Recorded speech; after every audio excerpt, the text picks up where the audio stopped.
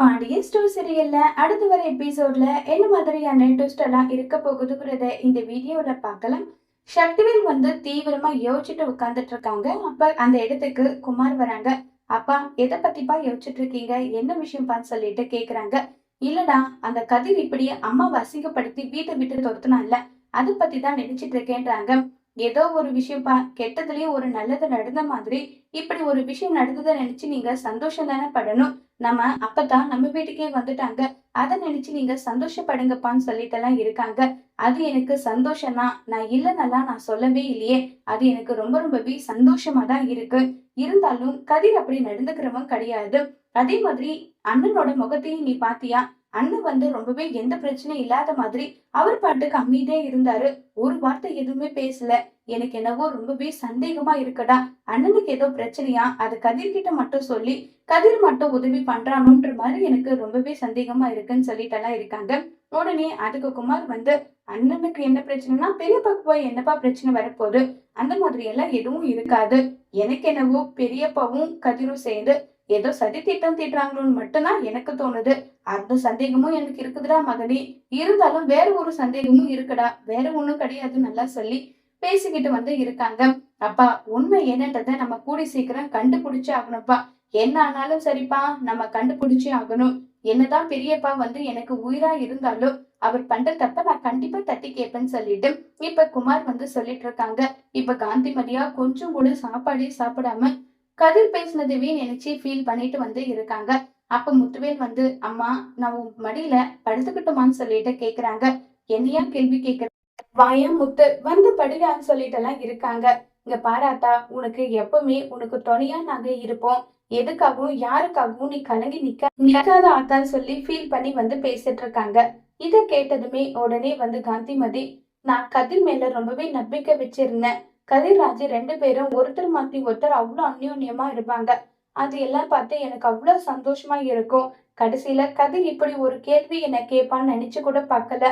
அந்த மாதிரி அவனுக்கு நான் என்ன பண்ணிட்டேன், எதுக்காக கதிர் என்ன பார்த்து இப்படி ஒரு கேள்வி கேட்டான்னு சொல்லி மனசு முழுக்க ரொம்ப ரொம்பவே குழப்பத்துலதான் வந்து இருக்காங்க. யாருன்னு பார்த்தா நம்ம காந்திமதி ரொம்பவே குழப்பத்துலதான் இருக்காங்க. அப்படி கேள்வி கேட்கிற அளவுக்கு நான் அப்படி என்ன பண்ணிட்டேன்னு சொல்லி காந்திமதி ஃபீல் பண்ணிட்டு இருக்க. உடனே முத்துவேல் வந்து, கதிரை பத்தி நீ தப்பா நினைக்காத. அவங்களுக்குள்ள ஏதாவது ஒரு பிரச்சனை, ஏதோ ஒரு சூழ்நிலை தப்பா இருக்கும் அதான்.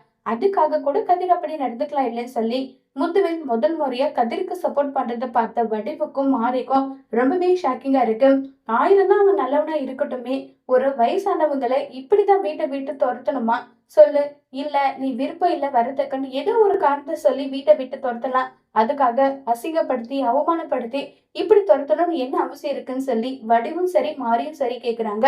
உடனே வடிவு முத்துவேல் கிட்ட, ஏங்க, எனக்கு ராஜா எங்க விட்டு வைக்கிறது கூட ரொம்ப பயமா இருக்கு.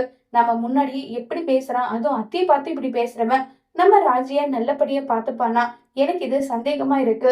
நம்ம ராஜிய வந்து எப்படியாவது இங்க கூட்டிட்டு வந்துடணுங்க. அவன் சந்தோஷமா இருப்பாளான்றதே எனக்கு சந்தேகமா இருக்குன்னு சொல்லி வடிவு சொல்லிட்டு இருக்காங்க.